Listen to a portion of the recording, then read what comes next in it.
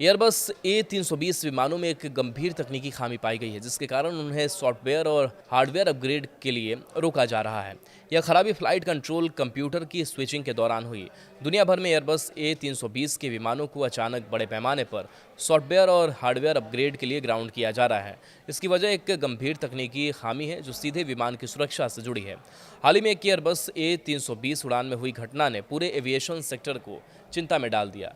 कैनकन से न्यूयॉर्क जा रही एक निजी एयरलाइन की A320 उड़ान में यह समस्या तब सामने आई जब विमान अचानक हजारों फीट की ऊंचाई पर नीचे की ओर झुक गया। पायलट ने ऐसा कोई कमांड दिया ही नहीं था, लेकिन केबिन में तेज झटका लगा और यात्री सीटों से उछल पड़े। कई लोग घायल हुए और उड़ान को आपात स्थिति में डायवर्ट करना पड़ा। जांच में पाया गया कि यह खराबी फ्लाइट कंट्रोलर कंप्यूटर की स्विचिंग के दौरान हुई, जिसने गलत पिच डेटा पढ़ लिया। इस घटना के बाद इमरजेंसी निर्देश जारी करते हुए पुराने कंप्यूटर को तुरंत हटाने और नए सुरक्षित मॉडल से बदलने का आदेश दिया गया है। जिन विमानों में पुराना सिस्टम है, उन्हें उड़ान भरने की अनुमति नहीं दी जाएगी। आवश्यकता पड़ने पर केवल सीमित फेरी फ्लाइट की इजाज़त दी जाएगी। भारत में भी इसका बड़ा असर पड़ा है, क्योंकि देश A320 का दुनिया का सबसे बड़ा ऑपरेटर है। इंडिगो के लगभग 200 और एयर इंडिया के 100 से 125 विमान फिलहाल अपग्रेड और जांच प्रक्रिया के कारण ग्राउंड या सीमित ऑपरेशन में हैं।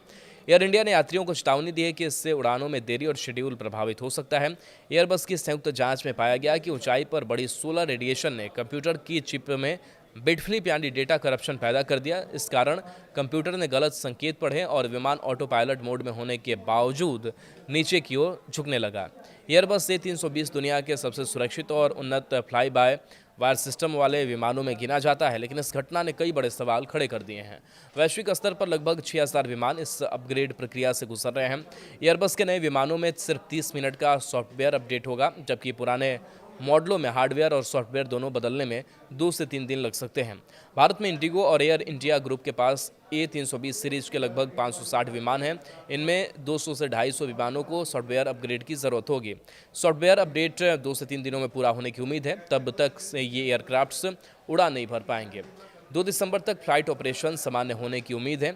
European union aviation safety agency ने एक बयान में बताया कि हाल ही में अमेरिकी एयरलाइन जेटब्लू के एक 320 विमान में पायलट की कमांड के बिना पिच डाउन की घटना हुई। 30 अक्टूबर 2025 को कैनकन से नेवार्क के लिए उड़ान भरने के दौरान विमान अचानक नीचे की ओर झुकने लगा।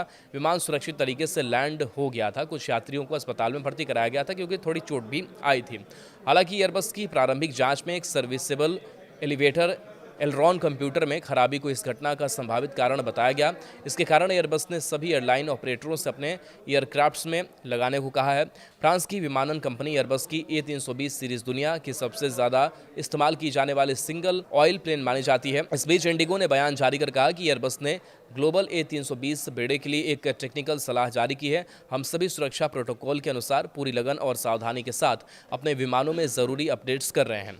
इन एहतियाती अपडेट्स के कारण कुछ उड़ानों के शेड्यूल में थोड़ा बदलाव हो सकता है। हमारी टीमें रीबुकिंग, अपडेट्स और जानकारी के लिए उपलब्ध है।